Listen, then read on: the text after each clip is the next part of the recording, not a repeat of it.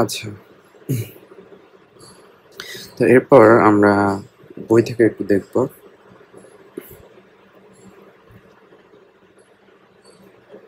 ওকে, তো আমি তোমাদেরকে বই থেকে কিছু কিছু জিনিস দাগাই দিব, এই লাইনগুলো তোমরা একটু দাগাই নিবা। পাশাপাশি আমরা বইয়ের প্রত্যেকটা উদাহরণ দেখব এবং বইয়ে কি আলোচনা করা আছে এবং আমরা কি পড়লাম এগুলো একটু মিলাই দেখব। ঠিক আছে? ওকে, এই যে দেখো, আমরা ফলো করতেছি কিন্তু 2025 সালের বই। ঠিক আছে? 2025 সালে যেটা বের হয়েছে, অর্থাৎ যারা এসএসসি পরীক্ষা 2027 সালে দিবা, তারা যে বইটা পাইছো ক্লাস 9-এ, সেই বইটা। ওকে, ঠিক আছে।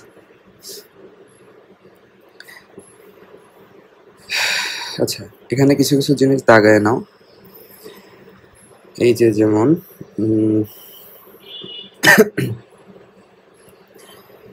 ভারতবর্ষে সর্বপ্রথম 0 এবং 10 ভিত্তিক স্থানীয় মান পদ্ধতির প্রচলন করেন। কে করেন? ভারতীয় গণিতবিদরা। ওকে, যা সংখ্যা বর্ণনায় একটি মাইলফলক হিসেবে বিবেচিত হয়। এরপর আরেকটা লাইন দাগায় নাও। এই যে এখানে ঊনবিংশ শতাব্দীতে ইউরোপীয় গণিতবিদগণ বাস্তব সংখ্যাকে প্রণালীবদ্ধ করে পূর্ণতা দান করেন। ঠিক আছে? ওকে, এই পেজ থেকে জাস্ট এই দুটি এমসিকিউ আসার মতো থাকে সচরাচর।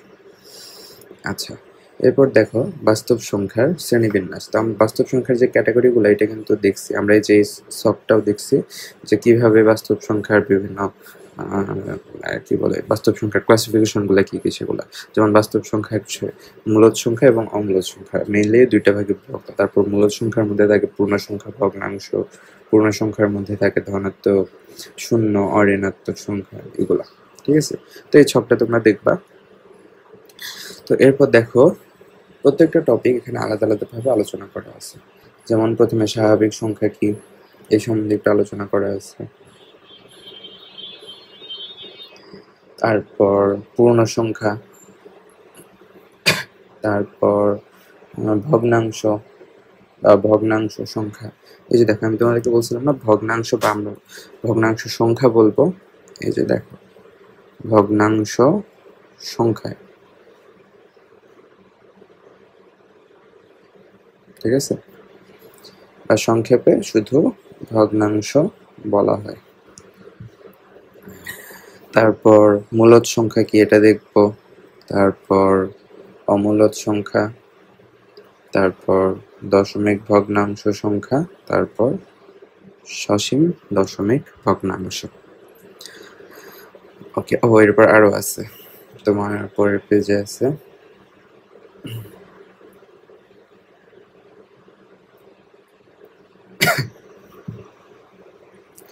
বাস্তব সংখ্যা, মূলত সবগুলো সংখ্যা হচ্ছে বাস্তব সংখ্যা। ধনাত্মক, ঋণাত্মক, আর একটা অঋণাত্মক। দেখো,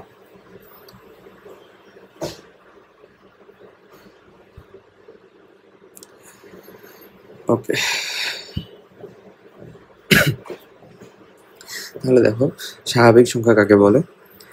1, 2, 3, 4 এগুলো সবগুলোকে স্বাভাবিক সংখ্যা বলে। মূলত এই যে পূর্ণ সংখ্যা আছে, পূর্ণ সংখ্যার মধ্যে যারা হচ্ছে ধনাত্মক পূর্ণ সংখ্যা, অর্থাৎ 1 থেকে শুরু করে ইনফিনিটি পর্যন্ত, এগুলোই হচ্ছে স্বাভাবিক সংখ্যা। ঠিক আছে? এই যে দেখো, এখানে লিখে দেই। এই যে ধনাত্মক সংখ্যা, এই ক্লাসিফিকেশনের মধ্যে ধনাত্মক সংখ্যা যেটা আছে, এই ধনাত্মক সংখ্যা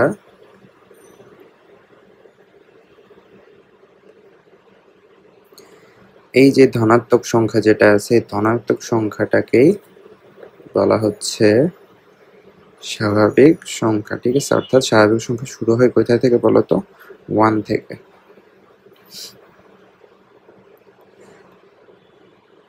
স্বাভাবিক সংখ্যা। ঠিক আছে? আচ্ছা, ওকে, এখন দেখো এখানে কি বলছে যে এর মধ্যে 2, 3, 5, 7 এগুলো হচ্ছে মৌলিক সংখ্যা, 4, 6, 8, 9 এগুলো হচ্ছে যৌগিক সংখ্যা ইত্যাদি। তাহলে মৌলিক আর যৌগিক তো বুঝলাম। মৌলিক হচ্ছে কি, যাদের এক এবং ওই সংখ্যা ব্যতীত অন্য কোনো গুণনীয়ক থাকবে না। ঠিক আছে, অর্থাৎ 1 এবং ওই সংখ্যা ব্যতীত অন্য কোনো সংখ্যা দ্বারা ভাগ করা যাবে না। একটু লিখে দেই এখানে ছোট করে তোমাদের। মৌলিক সংখ্যা 1 এবং ওই সংখ্যা ব্যতীত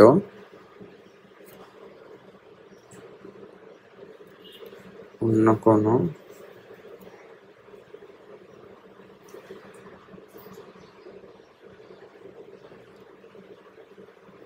সংখ্যা দ্বারা ভাগ করা যাবে না।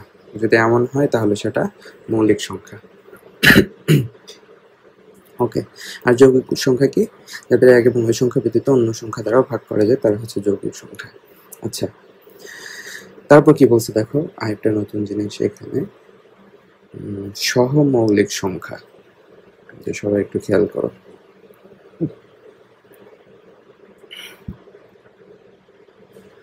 কি বলছে? সহমৌলিক সংখ্যা। এখন সহমৌলিক সংখ্যা কি? তোমাদের বইয়ে বলা আছে দুটি স্বাভাবিক সংখ্যার গসাগু 1 হলে এদের পরস্পরের সহমৌলিক সংখ্যা বলে। এখন দেখো সহমৌলিকতার মধ্যে কি আছে বলো তো? মৌলিক। তার মানে কি সহমৌলিক কি শুধুমাত্র মৌলিক সংখ্যায় হবে? দুইটা মৌলিক সংখ্যায় সহমৌলিক হতে পারে, নাকি যারা মৌলিক না যেমন যৌগিক সংখ্যা এরাও সহমৌলিক হতে পারে? তো ফার্স্টে আমরা সংজ্ঞাটা একটু দেখি কি বলছে।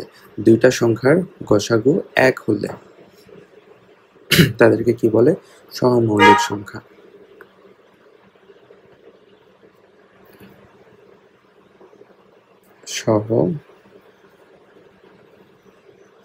সহমৌলিক সংখ্যা। আচ্ছা, হেডলাইনটা আমরা একটু মাঝখানে নিই।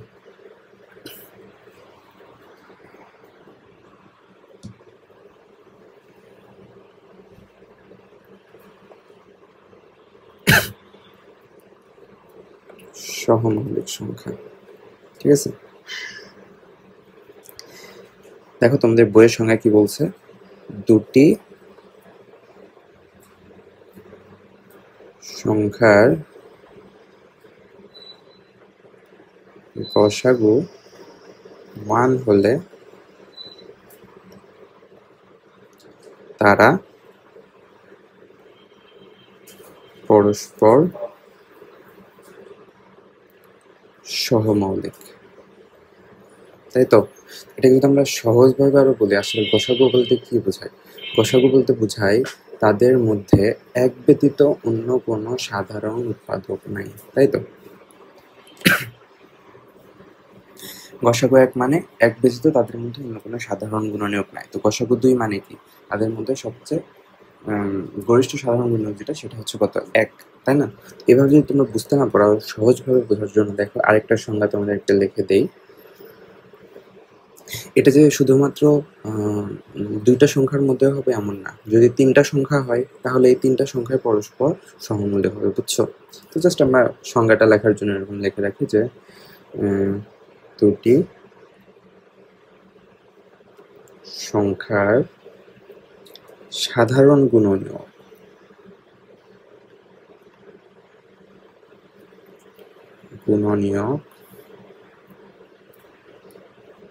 সাধারণ গুণনীয়কের অপর নাম কি বলতো? উৎপাদক। সাধারণ গুণনীয়ক অথবা উৎপাদক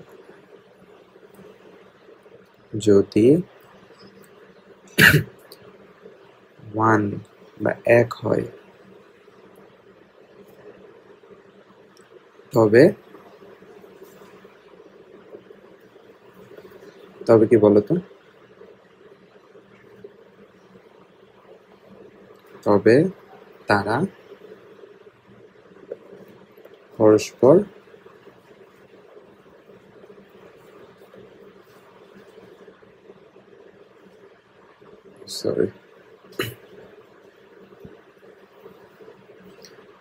পরস্পর সহমৌলিক, ঠিক আছে।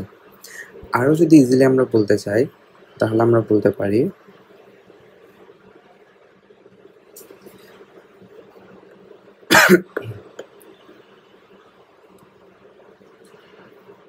যদি দুটি সংখ্যার এক ছাড়া অন্য কোনো ভাজক, তোমরা ভাজক তো জানো তাই না? ভাজক বা আমরা যেটাকে বলি ডিভিজর, অর্থাৎ যেটাতে আমরা ভাগ দেই, ভাজক না থাকে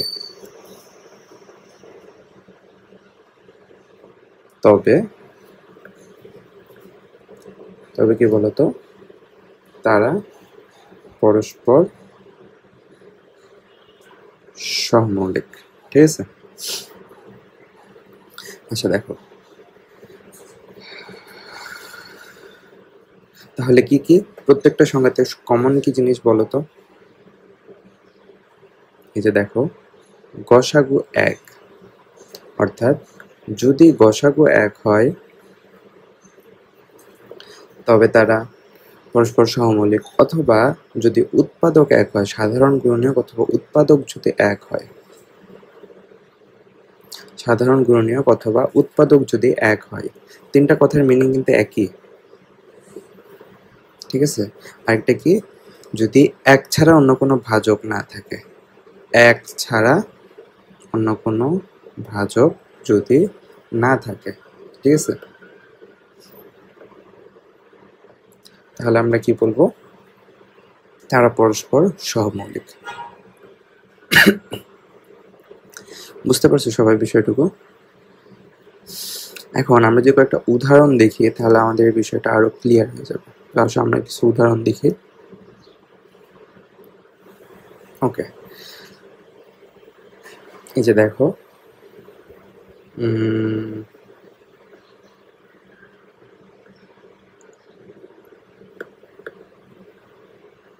ওকে,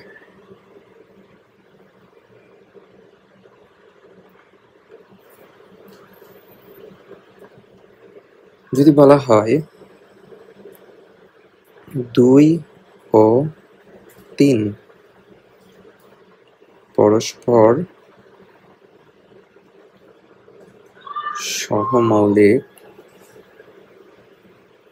কিনা, তাহলে এটা আমরা কিভাবে বের করতে পারি? সবচেয়ে ইজিলি বের করা যায়, আমরা ফার্স্টে দেখব যে এই দুইটার উৎপাদক বিশ্লেষণ করার পর এক ব্যতীত এদের মধ্যে কমন কোনো কিছু আছে নাকি। যেমন আমরা যদি 2কে ভাঙি তাহলে কি পাবো বলতো, 1 গুণন 2, তাই তো। আর যদি আমরা 3কে ভাঙি তাহলে পাবো 1 গুণন 3। তার মানে কি এদের মধ্যে কমন আছে কি বলতো, 1। 1 ব্যতীত অন্য কোনো কিছু কমন আছে না, অর্থাৎ শুধুমাত্র একই একমাত্র ভাজক যে দুইটা দ্বারা এই উভয় সংখ্যাকে ভাগ করা যাচ্ছে। তার মানে আমরা বলতে পারি যে 2 ও 3 পরস্পর সহমৌলিক। বুঝতে পারছো? অতএব আমরা বলবো, অতএব 2 ও 3 পরস্পর সহমৌলিক। ঠিক আছে, আচ্ছা আরেকটা কোশ্চেন দেখো, যদি বলা হয়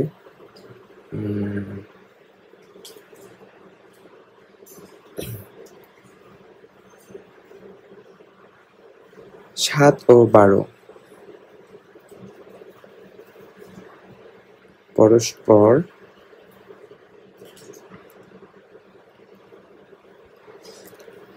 সহমৌলিক কি না, তাহলে দেখো আমরা যদি 7কে উৎপাদকে বিশ্লেষণ করি তাহলে 7 ইজ ইকুয়াল টু লিখতে পারি 1 ইন্টু 7, তাই তো। আর যদি 12কে উৎপাদকে বিশ্লেষণ করি তাহলে 12 সমান আমরা লিখবো 1 গুণন 12, তারপর লেখা যায় 2 গুণন 6, তারপর লেখা যায় 3 গুণন 4, তাই না। তার মানে এখানেও আমরা দেখতে পাচ্ছি যে এদের মধ্যে 1 এবং 1 এটা ছাড়া আর কোনোটাই কিন্তু কমন নাই, মানে সাধারণ গুণনীয়ক 1 ব্যতীত আর কোনো কিছুই না। তাহলে আমরা বলতে পারি যে 7 এবং 12 এরা পরস্পর কি বলতো সহমৌলিক।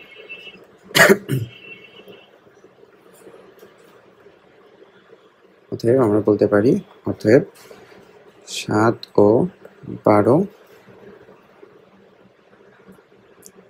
পরস্পর সহমৌলিক। ঠিক আছে। আচ্ছা, তাহলে আমরা দেখলাম যে দুইটা মৌলিক সংখ্যা, তারপর একটা মৌলিক আর একটা যৌগিক সংখ্যা। এরপর যদি আমরা দুইটা যৌগিক সংখ্যা নিয়ে দেখি যে আসলে দুইটা যৌগিক সংখ্যা পরস্পর সহমৌলিক হতে পারে কিনা। মাঝখানে একটা ডিভাইডার দিয়ে দেই। ওকে, এরপর যদি বলা হয় বলতো 8 এবং 9, 8 ও 9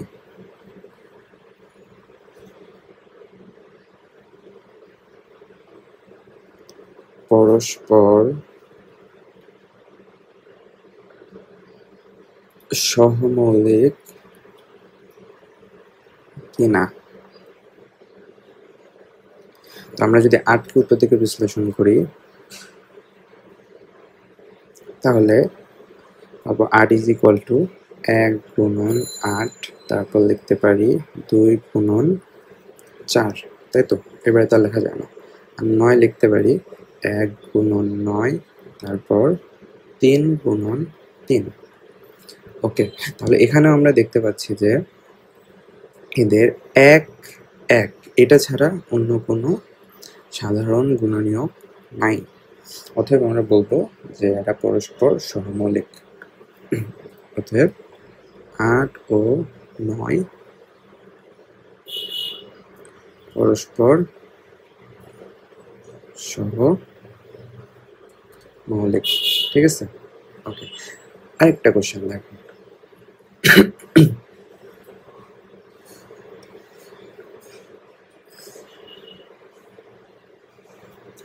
যদি বলা হয়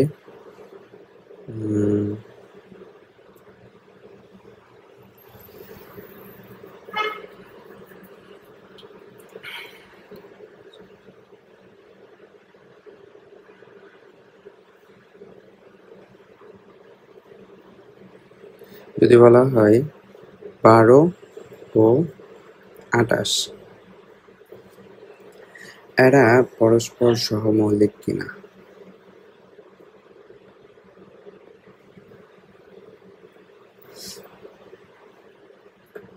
বলতো কি হবে। তো আমরা যদি উৎপাদকে বিশ্লেষণ করি তাহলে দেখব 12 ইজ ইকুয়াল টু 1 গুণন 12, তারপর 2 গুণন 6, তারপর 3 গুণন 4। আর যদি 28কে ভাঙি তাহলে পাবো 1 গুণন 28, তারপর পাবো 2 গুণন 14, তারপর 4 গুণন 7। তাহলে এখানে আমরা দেখতে পাচ্ছি যে এদের মধ্যে সাধারণ গুণনীয়ক কি কি আছে বলতো। 1 1 একটা আছে, 2 2 দুইটা আছে, তারপর আবার 4 এবং 4, অর্থাৎ 3টা সাধারণ গুণনীয়ক আছে। তাহলে আমাদের শর্ত কি? শর্ত হচ্ছে 1 ব্যতীত অন্য কোনো সাধারণ গুণনীয়ক থাকা যাবে না, তাই তো। তাহলে আমরা বলতে পারি যে 12 এবং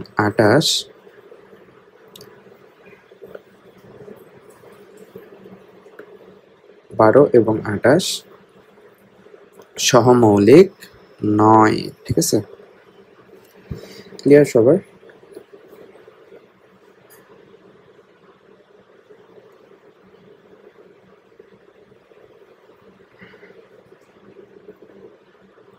আচ্ছা, তাহলে এখান থেকে আমরা একটা জিনিস কি দেখলাম বলতো। আমরা একটা জিনিস দেখলাম যে সহমৌলিক হওয়ার জন্য দুইটা মৌলিক সংখ্যা হওয়া আবশ্যক নয়। ঠিক আছে, সহমৌলিক দুইটা মৌলিক সংখ্যা হতে পারে, যেমন 2 এবং 3, তারপর কি একটা মৌলিক আর একটা যৌগিক সংখ্যাও সহমৌলিক হতে পারে, তারপর দুইটা যৌগিক সংখ্যাও সহমৌলিক হতে পারে। ঠিক আছে, তাহলে সহমৌলিক হওয়ার জন্য দুইটা সংখ্যায় মৌলিক হওয়া আবশ্যক নয়। তবে দুইটা যদি মৌলিক হয় তাহলে ওটা চোখ বন্ধ করে সহমৌলিক আমরা বলতে পারবো, ঠিক আছে? আর যদি সহমৌলিক না হয় বা একটা সহমৌলিক আরেকটা যদি সহমৌলিক না হয়, সরি, একটা যদি মৌলিক আরেকটা যদি যৌগিক হয় তাহলে, বা দুইটা যদি যৌগিক হয় তাহলে আমরা উৎপাদক বিশ্লেষণ করে দেখব, ঠিক আছে? আর দুইটা মৌলিক হলে আমরা চোখ বন্ধ করে বলতে পারবো যে এদের মধ্যে আসলে এক এবং এক ব্যতীত অন্য কোনো সাধারণ গুণনীয়ক নাই, ঠিক আছে? তাহলে এটা তোমরা একটু স্টার দিয়ে লিখে নিতে পারো যে সহমৌলিক হওয়ার জন্য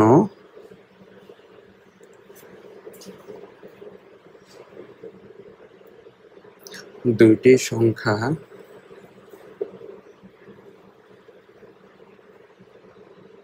মৌলিক হওয়া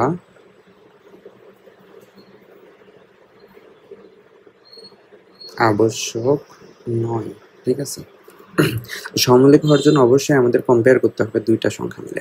একটা সংখ্যা কখনো আমরা বলতে পারবো না যে এটা সহমৌলিক। আসলে সহমৌলিকটা হচ্ছে পারস্পরিক, মানে একটার সাথে আরেকটার, দুইটার মধ্যে যদি এক সাধারণ উৎপাদক যদি শুধু এক থাকে তখন আমরা এটাকে বলবো সহমৌলিক। ক্লিয়ার সবার? ওকে, তো আশা করবো সহমৌলিক এটা বুঝতে পারছো। চলো এখন আমরা আবার বইয়ে ফেরত যাই। আচ্ছা, তো আমরা দেখতেছিলাম কি সহমৌলিক সংখ্যা, ঠিক আছে? তো সহমৌলিক কি সবার ক্লিয়ার? ওকে, এরপর পূর্ণ সংখ্যা। পূর্ণ সংখ্যা মানে কি বলতো? অখণ্ড সংখ্যা। পূর্ণ সংখ্যা বলতে বোঝায় অখণ্ড সংখ্যা, ঠিক আছে? অখণ্ড সংখ্যাকে পূর্ণ সংখ্যা বলা হয়। ধনাত্মক শূন্য সহ সকল ধনাত্মক এবং ঋণাত্মক অখণ্ড সংখ্যাকে পূর্ণ সংখ্যা বলা হয়, ঠিক আছে? আচ্ছা, তারপর ভগ্নাংশ সংখ্যা কি বলতো? ভগ্নাংশ সংখ্যা হচ্ছে পি বাই কিউ আকারে কোনো সংখ্যাকে ভগ্নাংশ সংখ্যা বা সংক্ষেপে ভগ্নাংশ বলা হয়। P by Q. আচ্ছা, ভগ্নাংশ সংখ্যা এই জিনিসটা একটু দেখো তোমরা।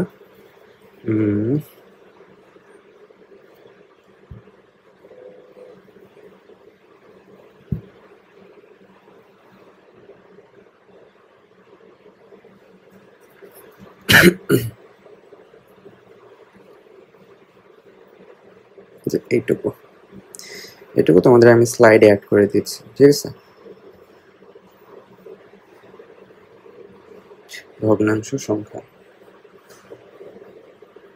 ওকে,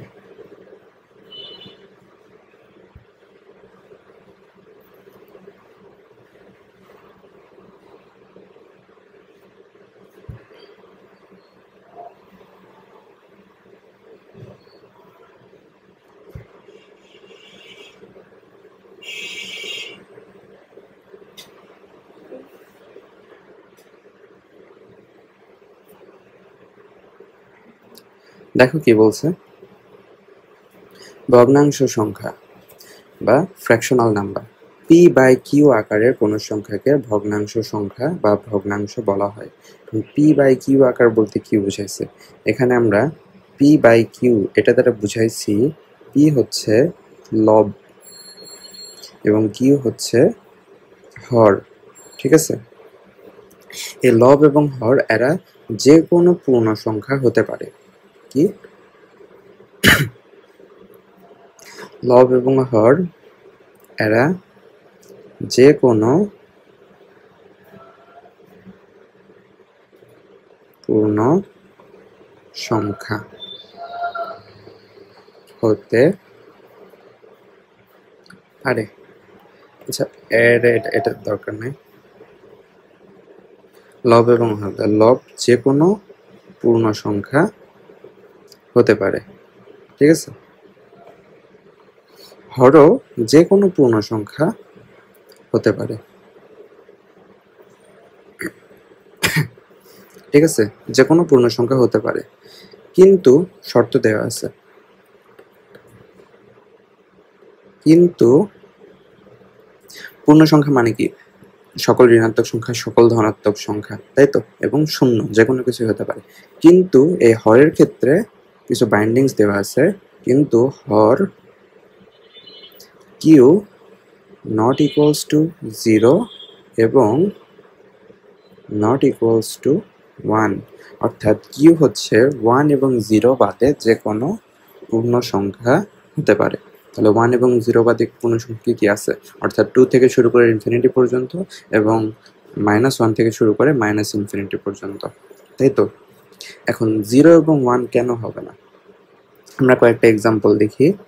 যদি q ইজ ইকুয়াল টু 0 হলে বিষয়টা কি হবে দেখো। পি কি যে কোনো পূর্ণ সংখ্যা, এখানে কিন্তু কোনো শর্ত দেওয়া নেই, পি যে কোনো কিছু হতে পারে, -1, পজিটিভ 1 বা নেগেটিভ 1, যে কোনো কিছুই হতে পারে, তাই তো? তাহলে আমরা যদি উপরে পি লিখি এবং নিচে যদি কিউ লিখি, তখন পি এর জায়গায় আমরা পি লিখলাম, অর্থাৎ এটা যে কোনো ভ্যালু হতে পারে। আর কিউ ইজ ইকুয়াল টু যদি 0 বসাই দেয়, তাহলে এটা কি হয়ে যায় বলো তো? এটা অসংজ্ঞায়িত হয়ে যায় না?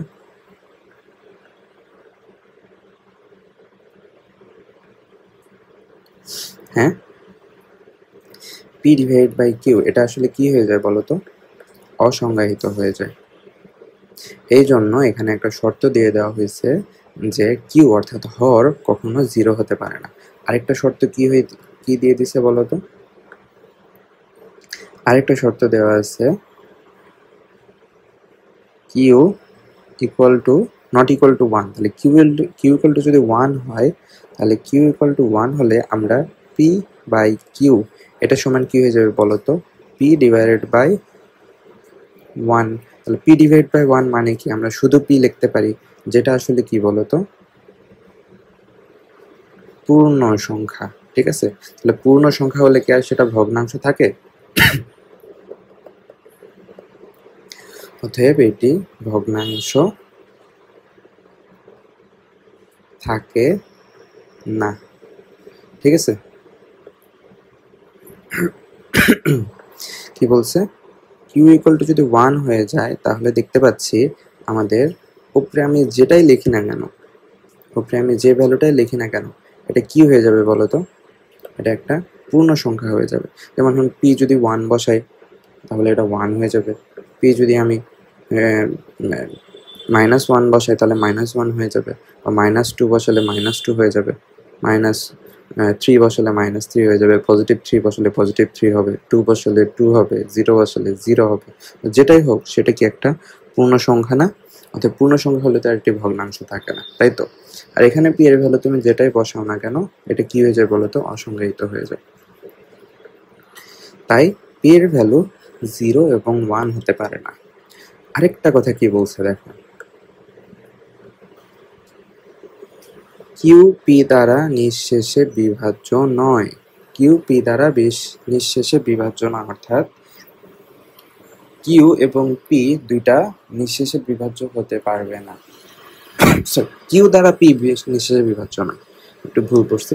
কিউ দ্বারা পি নিঃশেষে বিভাজ্য নয়, এটা কেন বলবো? কারণ যদি কিউ দ্বারা পি নিঃশেষে বিভাজ্য হয়, তাহলে কি হবে? যদি কিউ দ্বারা পি নিঃশেষে বিভাজ্য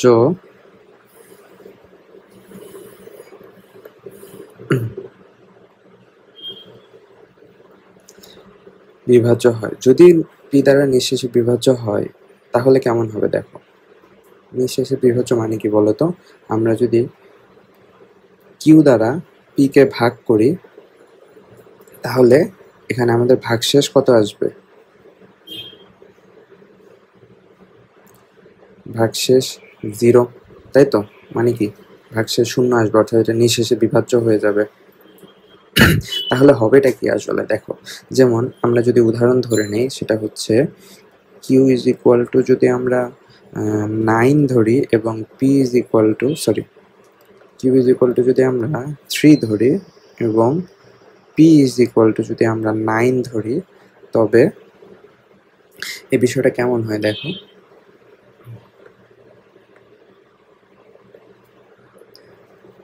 3 ডিভাইডেড বাই 9, তার মানে কত? 3 তিরিকে 9, আর এখানে কি হচ্ছে 0, তার মানে ভ্যালু কি হচ্ছে? এটার ভ্যালু কি হচ্ছে? 3। 3 কি একটা পূর্ণ সংখ্যা না? 3 পূর্ণ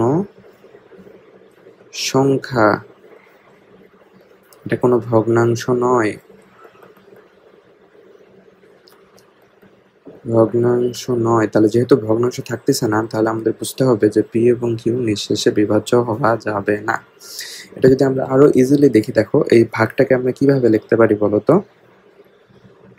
এটাকে আমরা এভাবে লিখতে পারি না যে আমাদের ভগ্নাংশটা কেমন, পি বাই কিউ, তাই তো? আমাদের ভগ্নাংশটা কেমন, এই যে এখানে দেখো আমাদের ভগ্নাংশটা কেমন, পি বাই কিউ। তাহলে আমরা পি বাই কিউ যদি লিখি, তাহলে দেখো পি ডিভাইডেড বাই কিউ সমান কি হচ্ছে, পি এর ভ্যালু 9, কিউ এর ভ্যালু 3, তার মানে কাটাকাটি করে উপরে হচ্ছে 3, নিচে হচ্ছে 1, তার মানে 3/1। তোমাকে আমি আগে কিন্তু বলছিলাম, তোমাদের কি মনে আছে? এই যে যখন আমরা লেকচারটা শুরু করি, তখন একদম প্রথম স্লাইডে ছিল এই যে দেখো 4/3, এটা কিন্তু পূর্ণ সংখ্যা নয়, সরি এটা পূর্ণ সংখ্যা, এটা কিন্তু ভগ্নাংশ নয়। কেন বলছিলাম এটা? কারণ 4/3 কাটাকাটি করে হরে 1 থাকে। তখন একটা কথা বলছিলাম তোমাদেরকে যে হরে যদি 1 আসে, অর্থাৎ হরে যদি কাটাকাটি করে 1 আসে, তাহলে আমরা বলি এটা পূর্ণ সংখ্যা। ঠিক আছে, মনে আছে তোমাদের? এই যে নিচে আরো দুইটা এক্সাম্পল দেখছিলাম, এই যে এখানে দেখো এটাতে নিচে কিন্তু কি আছে বলতো, 1 আছে। তাহলে 1 থাকলে এটা পূর্ণ সংখ্যা নয়। আবার এটা যদি আমরা কাটাকাটি করি, নিচে কি আসে 1 আর উপরে কি আসে 5, তাই তো? তার মানে হরে 1 আসে, হরে 1 আসে মানে এটা একটা পূর্ণ সংখ্যা। বুঝতে পারছো? এই জন্য বলছে যে পি এবং কিউ এরা নিঃশেষে বিভাজ্য নয়। তোমাদের এমসিকিউ এটা দিয়ে দিতে পারে যে পি এবং কিউ নিঃশেষে বিভাজ্য নয়। যদি নিঃশেষে বিভাজ্য হয় তাহলে কি হবে? তখন আর এটা ভগ্নাংশ থাকবে না, অতএব এটি একটি পূর্ণ সংখ্যা।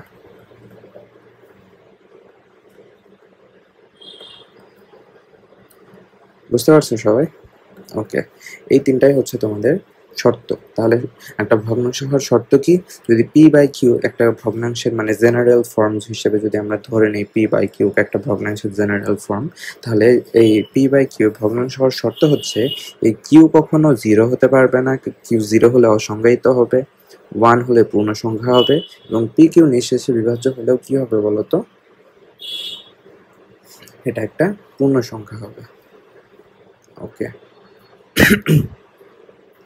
তাহলে যে তিনটা শর্ত এগুলো একটু তোমরা মার্ক করে রাখো। কি কি শর্ত? কিউ 0 হতে পারবে না, মানে হর 0 হতে পারবে না, হর 1 হতে পারবে না, এবং কিউ পি দ্বারা বিভাজ্য নয়। বুঝতে পারছো সবাই? ওকে, এরপরে দেখো কি বলছে। সাধারণ ভগ্নাংশের মধ্যে আবার দুইটা ক্যাটাগরি আছে। কি কি? একটা হচ্ছে তোমার গেল প্রকৃত ভগ্নাংশ, এবং আরেকটা হচ্ছে অপ্রকৃত ভগ্নাংশ। এটা তোমরা ছোটবেলায় আগে পড়ে আসছো। এই অপ্রকৃত ভগ্নাংশকে আবার বলা হয় কি বলতো? অপ্রকৃত ভগ্নাংশকে আরেকটা নামে বলা হয় মিশ্র ভগ্নাংশ।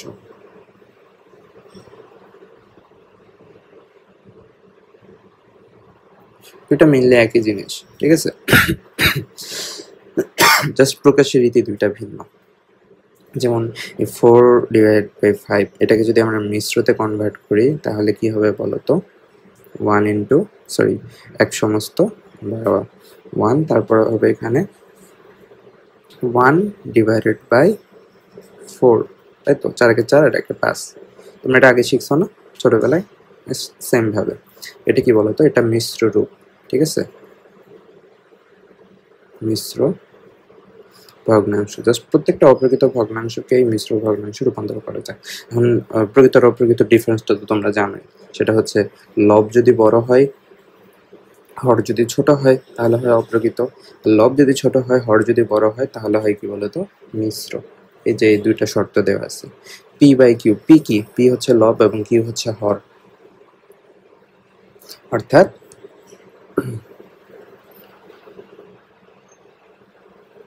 লব বড়, ছোট এবং হর বড়, তাহলে কি হবে? প্রকৃত। আর অপ্রকৃত কখন হবে? এই যে এখানে, অর্থাৎ লবটাই বড় হবে এবং হরটা ছোট হবে। ঠিক আছে, ওকে। তারপর দেখো কি বলছে, মূলদ সংখ্যা। আচ্ছা, মূলদ সংখ্যার কিন্তু আমরা এখন পর্যন্ত কোনো সংজ্ঞা দেখি নাই, শুধু আমরা একটা উদাহরণ দেখে আসছি, তাই তো? এই যে এখানে দেখো কি বলছিলাম, এই যে সবগুলো হচ্ছে মূলদ সংখ্যা, 1 বা 1.0 -1.0 0 1 2 1.5 বা হচ্ছে 3/2 এই পর্যন্ত সবগুলা হচ্ছে আমাদের মূলদ সংখ্যা। মূলদ সংখ্যাগুলো কি কি বলতো? মূলদ সংখ্যার ভিতর পূর্ণ সংখ্যা আছে এবং ভগ্নাংশ আছে, কিন্তু যেগুলো শুধুমাত্র দশমিকও কিন্তু আছে, যেগুলো সবগুলোই কিন্তু দশমিক। ঠিক আছে, এগুলো সবগুলোই দশমিক, কিন্তু যেগুলো শুধুমাত্র দশমিক, যেগুলোকে পূর্ণ সংখ্যা বা ভগ্নাংশে রূপান্তর করা যায় না, তাদেরকে আমরা বলতেছি মূলদ সংখ্যা। বুঝতে পারছো? সরি, যাদেরকে রূপান্তর করা যায় তারা হচ্ছে মূলদ সংখ্যা, আর যাদেরকে রূপান্তর করা যায় না তাদেরকে অমূলদ সংখ্যা। এই যে এখানে লেখা আছে দেখো, ভগ্নাংশ বা পূর্ণ সংখ্যায় যাদেরকে রূপান্তর করা যায় না তারা হচ্ছে অমূলদ, আর মূলদ কারা? যাদেরকে ভগ্নাংশ বা পূর্ণ সংখ্যায় রূপান্তর করা যায়। এখন এই যে বইয়ে যে সংজ্ঞাটা দেওয়া আছে এবং কিছু শর্ত দেওয়া আছে, এটা দেখে একটু দেখো সবাই।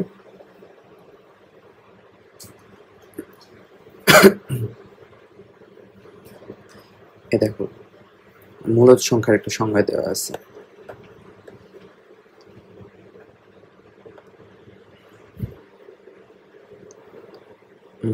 মূলদ সংখ্যা,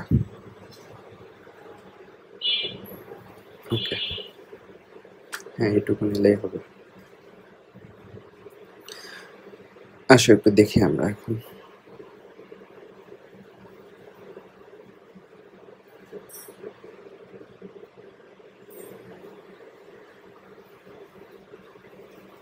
ওকে,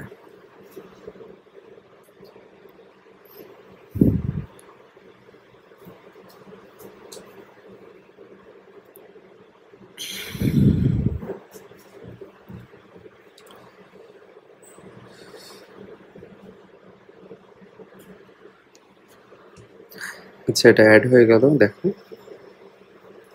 কি বলছে এখানে, মূলদ সংখ্যা p/q আকারের কোনো সংখ্যাকে মূলদ সংখ্যা বলা হয়। p/qটা কি? এই যে আমরা ভগ্নাংশে যে জিনিসটা দেখছি, এখানেও সেম জিনিসটাই।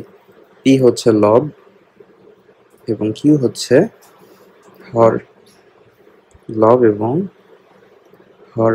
ঠিক আছে, তাহলে p/q আকারের কোনো সংখ্যাকে মূলদ সংখ্যা বলে, অর্থাৎ p/q আকারের কোনো সংখ্যা, অর্থাৎ আমরা যদি ভগ্নাংশে প্রকাশ করতে পারি তাহলে মূলদ সংখ্যা হবে। এখন ভগ্নাংশের শর্ত কিন্তু দেওয়া ছিল যে কিউ 1 হতে পারবে না, তাই তো? এখন কিউ যদি 1 হতে পারে তাহলে কি হয় বলতো? আমরা এটা একটু আগে দেখে আসছি। যদি কিউ 1 হয়, এই যে এখানে দেখো, যদি কিউ 1 হয় তাহলে কি হয় বলতো? এটা সরি, এই যে এখানে যদি কিউ 1 হয় তাহলে এটা পূর্ণ সংখ্যা হয়ে যায়। এখন কিন্তু মূলদ সংখ্যার যেই সংজ্ঞা দেওয়া আছে সেই সংজ্ঞার ভিতরে কিন্তু এই শর্তটা দেয়া নাই যে কিউ 1 হতে পারবে না। তার মানে কি, কিউ এখানে 1 হতে পারবে। কিউ 1 হতে পারার অর্থ এটাই যে এটা পূর্ণ সংখ্যা হতে পারবে, কারণ p/q আমরা পূর্ণ সংখ্যা আকারেও লিখতে পারবো। যেমন এই যে দেখো 3/1 সমান কি 3, অর্থাৎ এখানে 1ও হতে পারে, অর্থাৎ p/q এখানে ইকুয়াল টু, যদি আমরা p যে কোনো একটা ভ্যালু ধরে নিই, সাপোজ 3, বা এখানে আমরা 3 তো দেয়া আছে, আমরা ধরে নিলাম হচ্ছে 21 এবং q এর ভ্যালু ধরে নিলাম কত? 4। আচ্ছা 4 না ধরে 3 ধরি, তাহলে দেখো কাটাকাটি করে আমাদের কি আসতেছে বলো তো? উপরে 7, উপরে 7 আর নিচে 1, তার মানে কি নিচে 1 আসতেই পারে, তার মানে কি 7, 7 কি একটা পূর্ণ সংখ্যা, তার মানে পূর্ণ সংখ্যাও আমাদের মূলদ সংখ্যার অন্তর্গত। ঠিক আছে, এই জন্য এখানে কিন্তু শর্তে কিউ ইজ ইকুয়াল টু 1 এটাও দেয়া নাই, এবং কিউ দ্বারা পি নিঃশেষে বিভাজ্য নয় এই শর্তটাও কিন্তু দেয়া নাই, অর্থাৎ এখানে আমরা কাটাকাটিও করতে পারবে, কাটাকাটি করে 1 পাওয়া বা পূর্ণ সংখ্যা যেটাই পাই, পূর্ণ সংখ্যা বা ভগ্নাংশ, মেইন কথা আমাদের যদি ভগ্নাংশ আসে, যেমন এখানে যদি আমরা 4 দিতাম 21/4, তাহলে কিন্তু আমার কাটাকাটি হতো না। কিন্তু অ্যাজ ইট ইজ আমি একটা ভগ্নাংশ আকারে তো লিখতে পাচ্ছি। ভগ্নাংশ আকারে যেহেতু লিখতে পাচ্ছি, সুতরাং আমরা এটাকে বলবো একটা পূর্ণ সংখ্যা, সরি মূলদ সংখ্যা। বুঝতে পারছো সবাই? তাহলে মূলদ সংখ্যা কিরকম? মূলদ সংখ্যা হতে পারে সেটা ভগ্নাংশ অথবা পূর্ণ সংখ্যা। মূলদ সংখ্যা কি কি হতে পারে? ভগ্নাংশ হতে পারে, তারপর পূর্ণ সংখ্যা হতে পারে। ঠিক কিনা বলো? ভগ্নাংশের মধ্যে কিন্তু আবার ক্যাটাগরি আছে। কি কি বলো তো? ভগ্নাংশ কিছু কিছু আছে, কি বলে, দশমিকের পর মান হচ্ছে নির্দিষ্ট, যাদেরকে আমরা বলতেছি সসীম, তাই না? আবার কিছু কিছু আছে ইনফিনিট পর্যন্ত মান চলতে থাকে, যাদেরকে আমরা বলতেছি অসীম। এখন এই অসীমের মধ্যে আবার দুইটা ক্যাটাগরি আছে, একটা হচ্ছে আবৃত, আরেকটা আছে হচ্ছে অনাবৃত।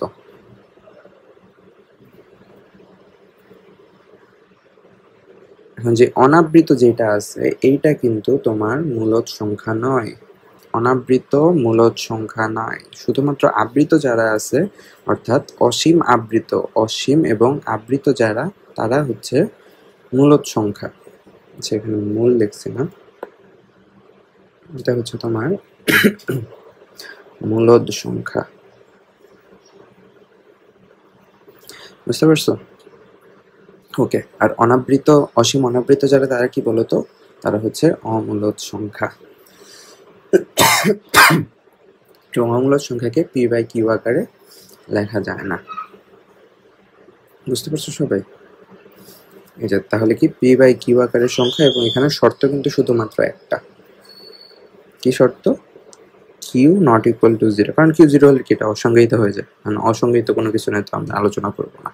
তাহলে মূলদ সংখ্যা হতে পারে একটা পূর্ণ সংখ্যা, হতে পারে একটা ভগ্নাংশ, হতে পারে দশমিক সংখ্যা, হতে পারে আবৃত দশমিক সংখ্যা, তাই তো?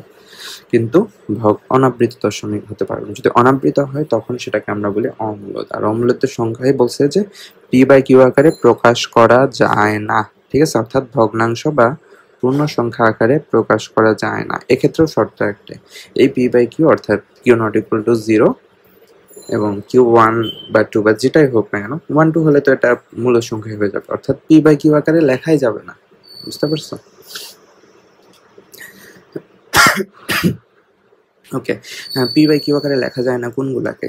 যেমন এই যে রুটের ভিতরে কিছু ভ্যালু আছে, এগুলোকে আমরা পূর্ণ সংখ্যা, যেমন রুটের ভিতরে কোন ভ্যালুটা হতে হবে বলতো? রুটের ভিতরে যদি কোনো কি বলে পূর্ণবর্গ সংখ্যা না থাকে,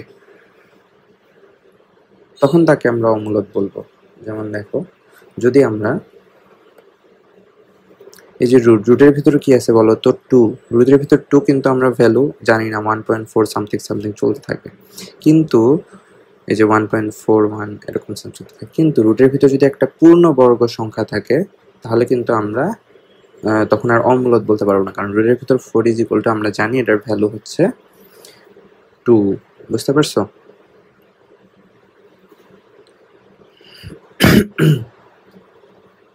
তার মানে পূর্ণ সংখ্যায় যদি আমাদের প্রকাশ করা না যায় পূর্ণ সংখ্যার অনুপাতে, তখনই আমরা তাকে বলি অমূলদ পূর্ণ সংখ্যা বা ভগ্নাংশ। এখন রুট ওভার যদি আমরা লিখি 9, তাহলে কি হবে বলো তো? তাহলে হবে 3। রুট ওভার যদি লিখি 16, তাহলে হবে 4। তাহলে এরা কিন্তু মূলদ সংখ্যা, ঠিক আছে? তাহলে মূলদ সংখ্যার উদাহরণের ভিতরে আমরা একটু এটা লিখে নিই। এই যে দেখো,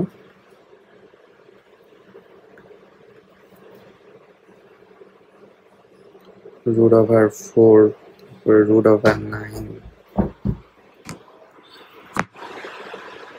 এরপর root over 16, root over 25, এরা কিন্তু মূলদ সংখ্যা, ঠিক আছে?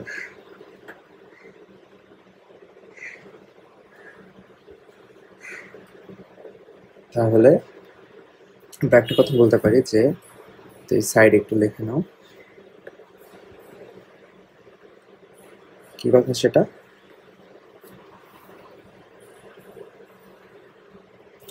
রুট এর ভিতরে যদি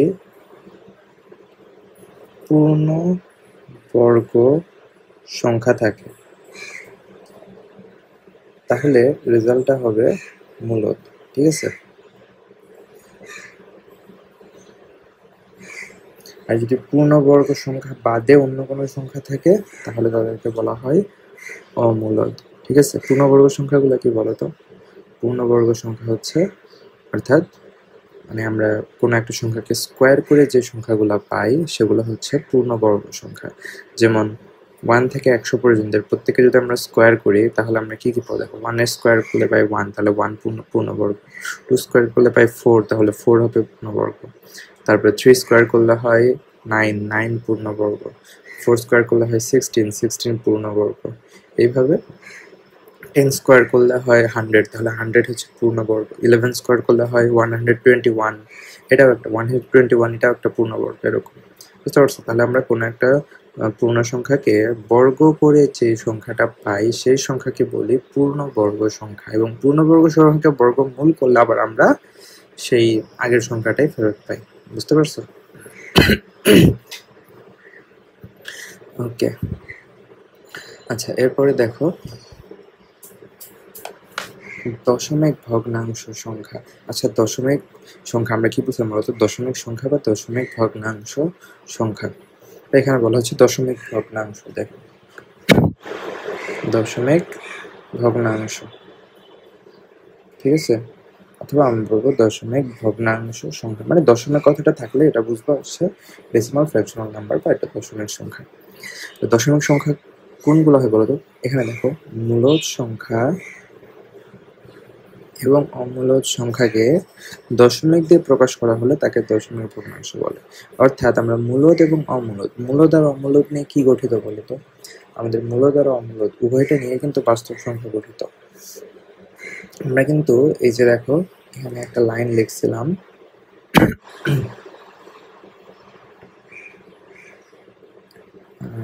কোথায়, এই যে সকল বাস্তব সংখ্যাকে দশমিকে রূপান্তর করলে দশমিক ভগ্নাংশ সংখ্যা হয়ে যায়। কিন্তু এখানে বলছে কি বলতো? এখানে কিন্তু বলছে যে সকল মূলদ এবং অমূলদ সংখ্যাকে দশমিকে প্রকাশ করলে সেটা দশমিক হয়ে যায়। এখন মূলদ আর অমূলদ কি? মূলদ আর অমূলদকে একত্রিত তোমার বলা হচ্ছে কি বলে, বাস্তব সংখ্যা, তাই না? এই যে দেখো, মূলদ এবং অমূলদ এই দুইটা মিলেই তো মূলত বাস্তব সংখ্যা। আমি তাহলে আলাদা আলাদা ভাবে দুটো বলি আর একসাথে বাস্তব বলি, একই কথা দাঁড়াচ্ছে না? বুঝতে পারছো বিষয়টা? ওকে, তাহলে দেখো, এটা হচ্ছে কি দশমিক ভগ্নাংশ সংখ্যা। তাহলে মূলদ এবং অমূলদ সংখ্যাকে বলা হচ্ছে দশমিক ভগ্নাংশ সংখ্যা। এই দশমিকের মধ্যে আবার দুইটা ক্যাটাগরি আছে। একটা কি, এই যে দেখো, সসীম দশমিক ভগ্নাংশ, এবং আরেকটা কি হচ্ছে অসীম দশমিক ভগ্নাংশ। এই অসীমের মধ্যে আবার দুইটা ভাগ আছে। কি কি? একটা হচ্ছে মূলদ, আরেকটা সরি, একটা হচ্ছে আবৃত এবং আরেকটা অনাবৃত। আবৃত দশমিক আর অনাবৃত দশমিক। সসীমের মধ্যে কিন্তু আবৃত অনাবৃত নাই, শুধু অসীমের মধ্যে আছে একটা আবৃত আর একটা অনাবৃত, তাই তো? এই যে দেখো, তাহলে আমরা যদি এই দশমিক ভগ্নাংশ সংখ্যার একটা এরকম ছক বানাতে চাই, কেমন হবে বলতো? তাহলে আমরা মূলত কি বলতো, সব বাস্তব সংখ্যাকে দশমিকে রূপান্তর করতে পারি, পারি কিনা বলো? বাস্তব সংখ্যা, অর্থাৎ বাস্তব সংখ্যার মধ্যে কি কি আছে বলতো? মূলদ প্লাস অমূলদ। আচ্ছা, প্লাস না দিই, কমা দিই, প্লাস মূলদ কমা অমূলদ। তাহলে বাস্তব সংখ্যাকে যদি আমরা দশমিকে রূপান্তর করি তখন সেটা হয়ে যায় কি বলতো? তখন সেটা হয়ে যায় দশমিক ভগ্নাংশ বা দশমিক ভগ্নাংশ সংখ্যা। ঠিক আছে, এই দশমিক ভগ্নাংশ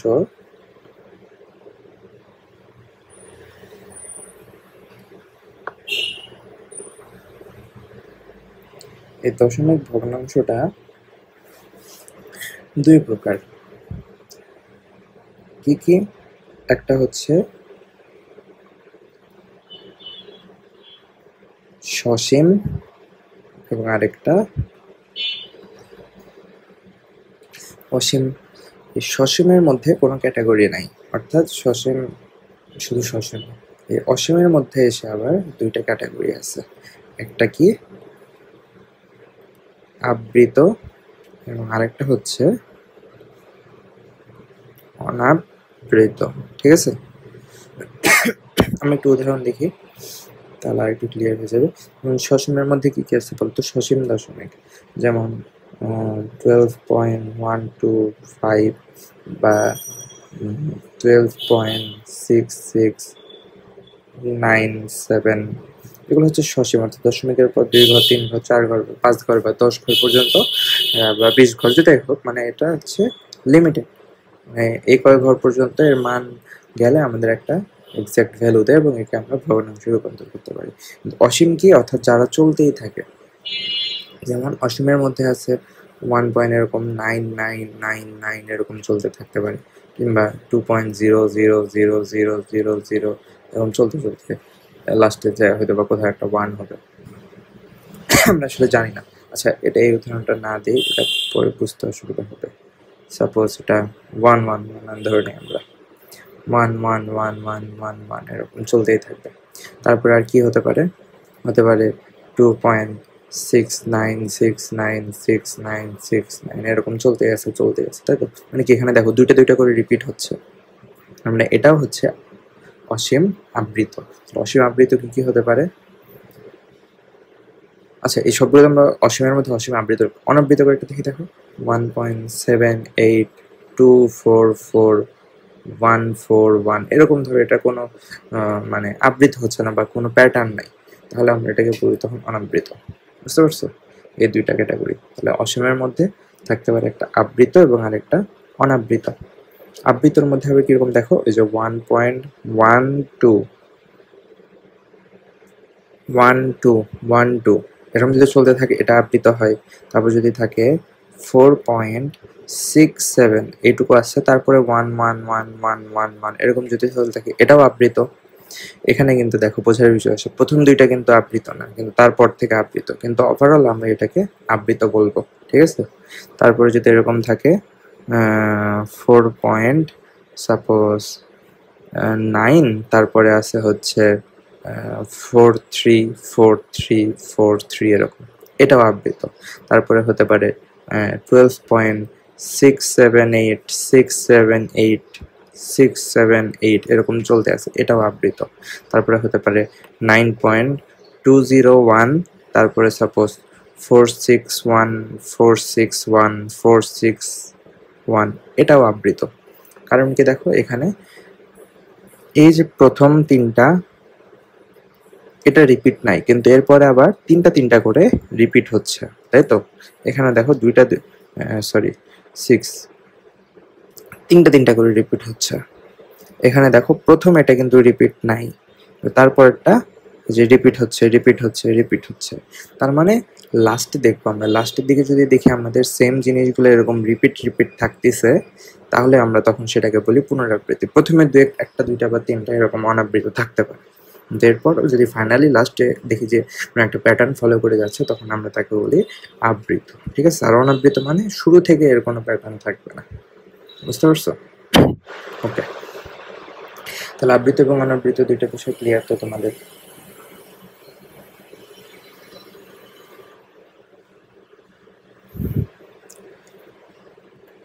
আচ্ছা, এরপরে দেখো যেখানে আছে অসীম অনাবৃত।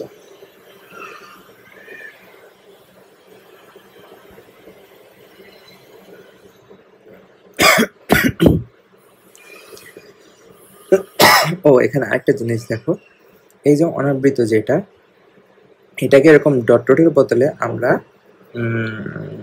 এই যে ওপরে দুইটা ফোঁটা চিহ্ন দিয়েও প্রকাশ করতে পারি। বুঝতে পারছো? এদেরকে বলা হয় পৌনঃপুনিক চিহ্ন। যেমন হয়ে গেল এই যে এখানে আমরা যে সংখ্যাগুলো লিখলাম 1. 1 2 2 1 2 1 2 1 2 এটাকে আমরা পৌনঃপুনিক আকারে লিখতে পারি এইভাবে 1.12 যে কয়টা রিপিট সে কয়টা লিখে উপরে দিব ফোঁটা, তার মানে বুঝাচ্ছে এটা 1 2 1 2 এরকম চলতে আছে। তারপরে যে 6 7 1 1 1 তাহলে 4.67 এই পর্যন্ত সেম থাকবে। এরপর 1 1 1 আছে না, তাহলে 1 কিন্তু প্রতিবার আছে, যেহেতু একটা সংখ্যায় রিপিট হচ্ছে তাহলে জাস্ট 1 লিখে তোমার একটা ফোঁটা দিব, বুঝতে পারছো?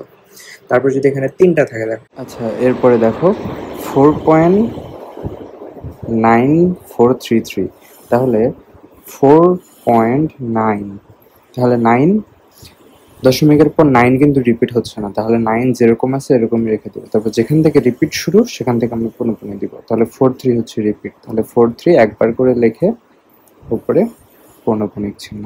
এরপরে দেখো 12.678, তারপর 678 678 এরকম রিপিট হচ্ছে, তাই না? তাহলে যখন এরকম 3টা করে থাকবে তখন আমরা কি করব, শুরুতে একটা দিব এবং শেষে একটা দেবো, ঠিক আছে? মানে স্টার্ট একটা, এন্ড একটা, রিপিটটা কোথায় থেকে শুরু হচ্ছে সেখানে একটা, রিপিটটা শেষ কোথায় হচ্ছে সেখানে একটা, ঠিক আছে? দুইটা থাকলে তো দুইটাই, কোনো কথা নাই, আর একটা থাকলে একটাই। কিন্তু যখন 3টা করে রিপিট হবে তখন আমরা রিপিটের শুরুতে একটা দেবো, রিপিটের শেষে একটা দেবো।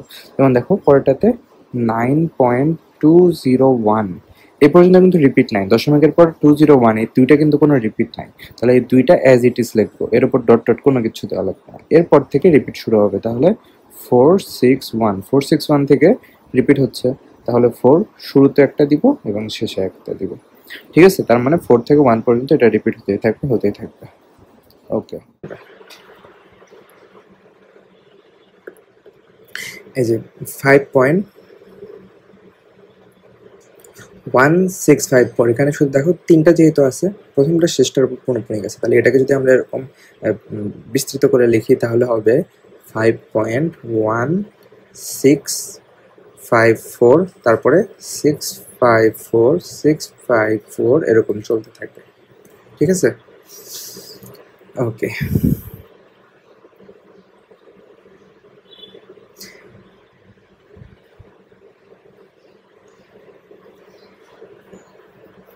তারপর এটাকে যদি আমরা পুনঃপুনিক আকারে লিখি এটা হবে এরকম, দেখো 1.23, তারপর 2 এবং 3 এর উপর ফোঁটা, কারণ 2 3 2 3 এরকম রিপিট হতে আছে, ঠিক আছে? তাহলে এই যে কি বলছি বলতো, এই অসীম যেগুলো আবৃতকে কিন্তু ভগ্নাংশে রূপান্তর করা যায়। মনে আছে আমরা যেই কি বলে ছকটা আঁকাইছিলাম, হয়ে গেল এই যে এখানে দেখো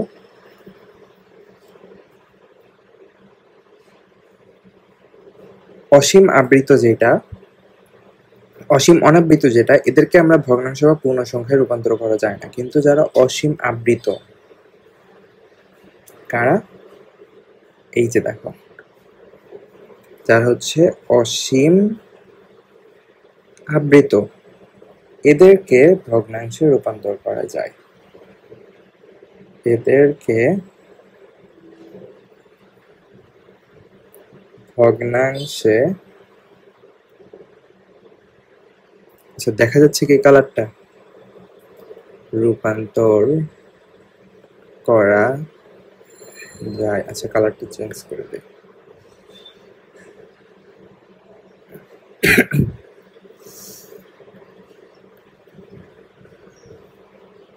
এখন দেখা যাচ্ছে। তাহলে কি বললাম বলো তো,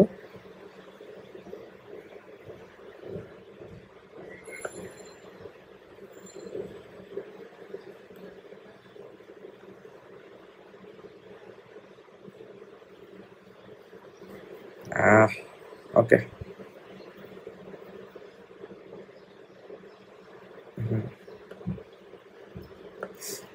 এটা এবার ঠিক আছে, এটা আবার বাদ পড়লো।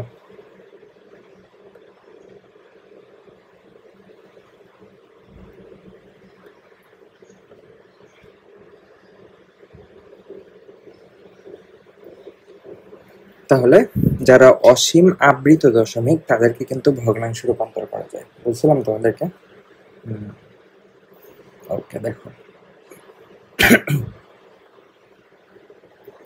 তারপরে বাস্তব সংখ্যা, বাস্তব সংখ্যা কি, এটা তো আমরা আগেই দেখছি। বাস্তব সংখ্যা হতে পারে পজিটিভ বা নেগেটিভ বা ভগ্নাংশ বা রুট, মূলদ, অমূলদ, সব কিছু মিলে বাস্তব সংখ্যা। মানে বাস্তব সংখ্যা হচ্ছে সবার বাপ, বুঝতে পারছো? সব কিছুই আছে বাস্তব সংখ্যার মধ্যে। ধনাত্মক সংখ্যা আছে, ঋণাত্মক সংখ্যা আছে, অঋণাত্মক সংখ্যা আছে। এই যে দেখো, অঋণাত্মক, ধনাত্মক বলতে কি যেগুলো পজিটিভ, আর ঋণাত্মক মানে যেগুলো নেগেটিভ, অঋণাত্মক মানে যেগুলো শূন্য সহ যেগুলো পজিটিভ।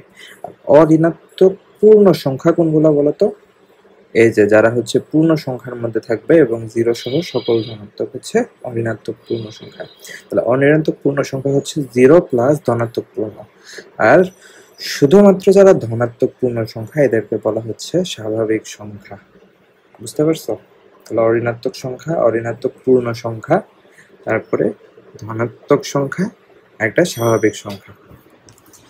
এই বিষয়গুলো জাস্ট একটু মাথায় রাখবা, তেমন কঠিন কিছু না, ভাষা মনে রাখলে এগুলো মনে থাকবে। আচ্ছা ঠিক আছে, তাহলে এই পর্যন্ত সবাই ক্লিয়ার? সংখ্যা সম্বন্ধে তোমাদের আর কোনো কনফিউশন থাকার কথা না, সবকিছু একদম ক্লিয়ার করে দিয়েছে। তো এরপরে আমরা এই যে আমরা যেটা বললাম, দেখো এই অসীম আবৃত দশমিক ভগ্নাংশ যারা, এদেরকে কিন্তু ভগ্নাংশে রূপান্তর করা যায়। এই রূপান্তরটাই আমরা দেখব যে আমরা আবৃত থেকে কিভাবে আসলে দশমিকে নিয়ে যাইতে পারি। ঠিক আছে, ভগ্নাংশ থেকে তো দশমিকে নিয়ে যাওয়া ইজি, এটা তোমরা জানোই। জাস্ট ভাগ করে দিলে আস্তে আস্তে ভাগফল বের করবো, তারপর যে ভাগফল যখন দেখবো রিপিট হচ্ছে তখন অ্যান্সার যেটা আসবে এটা লিখে দেবো। কিন্তু যখন এটা দশমিকে থাকবে সেখান থেকে আমরা ভগ্নাংশে কিভাবে নিয়ে আসবো,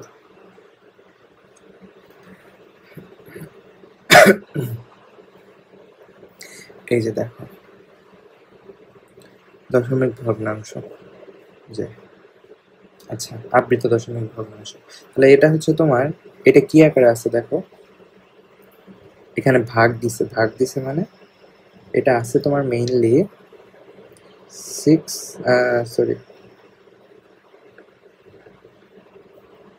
23 ডিভাইডেড বাই 6, মানে ভগ্নাংশ আকারে আছে। এখন এখান থেকে আমরা নিয়ে যাব কি হবে, এই যে যে রেজাল্ট আসছে আমাদের, এটা হচ্ছে দশমিকে আসছে, তাহলে আমরা দশমিকে কনভার্ট করব কিভাবে। এই যে দেখো ভাগ দিছি, জাস্ট নর্মাল ভাগ, ভাগ দেওয়ার পর দেখতেছি এই যে বারবার আমাদের 2 আসতেছে, এখানে 2 আসে একটা, এখানে 2 আসে একটা, আবার 2 আসে একটা, আবার এখানে 0 নিব, তারপর আবার 2 আসবে। তার মানে আমাদের অলওয়েজ এরকম 3 3 3 3 এরকম চলতেই থাকবে। অর্থাৎ আমরা বলতে পারি যে এটা হবে 3.83, তারপর 3 উপর গুণপণিক, বুঝতে পারছো? এই যে দেখো ভগ্নাংশটিকে দশমিক ভগ্নাংশে প্রকাশ করে, লক্ষ্য করবো ভগ্নাংশের লবকে হর দিয়ে ভাগ করে দশমিক ভগ্নাংশে পরিণত করার সময় ভাগের প্রক্রিয়া শেষ হয়নি। দেখা যায় যে ভাগফলে একই অঙ্ক 3 বার আসে। এখানে 3.8333 একটি আবৃত দশমিক ভগ্নাংশ, অর্থাৎ এই যে 333 এটা এরকম আসতেই থাকবে, আসতেই থাকবে, বুঝতে পারছো? তাই আমরা এটাকে বলতে পারবো যে আবৃত দশমিক ভগ্নাংশ, বা এটাকে এইভাবেও লেখা যায় 3.83, তারপর 3 এর উপর পৌনঃপুনিক, বুঝতে পারছো? ওকে, আচ্ছা এইখানে কিছু কাজের অঙ্ক আছে, এই জিনিসগুলো একটু দেখো। যেগুলাকে আমরা পৌনঃপুনিক আকারে লিখতে পারবো বা উপরে ফুটা দিয়ে লিখতে পারবো, সেগুলাই হবে আমাদের আবৃত দশমিক ভগ্নাংশ। যেগুলোকে আমরা এরকম ফুটা দিয়ে লিখতে পারবো না, সেগুলাই হবে আমাদের অনাবৃত দশমিক ভগ্নাংশ। ঠিক আছে, এই যে দেখো, যেমন এটা, এটা কি, এটা হচ্ছে সসীম, তাহলে এটা আবৃত অনাবৃতের কোনো প্রশ্নই আসতেছে না, সসীমে তো আবৃত আর অনাবৃত নাই, তাই তো? তাহলে এটা সসীম। আর যেগুলো আছে বাকিগুলো হচ্ছে অসীম। এই যে এখানে আরেকটা আছে, এটাও কি বলতো, সসীম। এখন যে বাকি যেগুলো আছে এগুলোর মধ্যে যেগুলোকে আমরা পৌনঃপুনিক আকারে লিখতে পারবো সেগুলো হবে আবৃত, আর যেগুলো পৌনঃপুনিক আকারে লিখতে পারবো না সেগুলো হবে অনাবৃত। ঠিক আছে, মানে অসীমের মধ্যে আবৃত আর অনাবৃত। যেমন এটা দেখো 5.233, এটাকে কি আমরা এভাবে লিখতে পারি না? 5.23, তারপর 3 যেহেতু রিপিট হচ্ছে, 3 এর উপর পৌনঃপুনিক, তাই তো? অতএব আমরা বলতে পারবো এটা হবে অসীম আবৃত। ঠিক আছে, তারপরে এটা দেখো 13561 এখানে কোনো কিন্তু প্যাটার্ন নাই, আমরা এটা বলতে পারবো আমরা অসীম অনাবৃত। ঠিক আছে, তারপরে এখানে দেখো আবার এর ভিতরে কিন্তু একটা প্যাটার্ন আছে। কি প্যাটার্ন? 0105 মানে চারটা করে আমাদের রিপিট হচ্ছে, তার মানে 0.0105। এখানে 0 এবং 5 মানে প্রথমটা এবং শেষটা এই দুইটার উপর আমরা পৌনঃপুনিক দিব। ঠিক আছে, তার মানে এটাও কি হয়ে যাচ্ছে বলো তো, এটা হচ্ছে অসীম আবৃত। অসীমটা লিখলাম না, জাস্ট আবৃত লিখলাম, কারণ তোমরা বুঝতেই পারছো অসীমের মধ্যে আবৃত অনাবৃত হয়, সসীম হলে তো আবৃত অনাবৃতের কোনো প্রশ্নই আসে না, তাই না? তারপরে এটা দেখো, এখানে কিন্তু কোনো প্যাটার্ন নাই, তাহলে এটা হবে অনাবৃত। ক্লিয়ার তোমরা?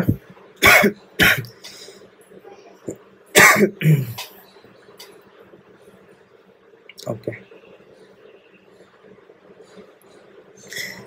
তাহলে আমরা দেখলাম যে ভগ্নাংশ থেকে আবৃত দশমিক ভগ্নাংশে যাওয়া ইজি।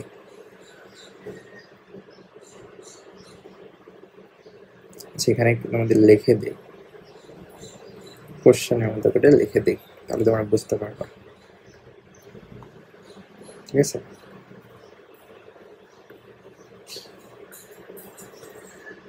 আবৃত দশমিক ভগ্নাংশ এ প্রকাশ করো। কাকে? এই যে ভগ্নাংশকে, 23/6। ঠিক আছে, তারপরে এই যে এরকম।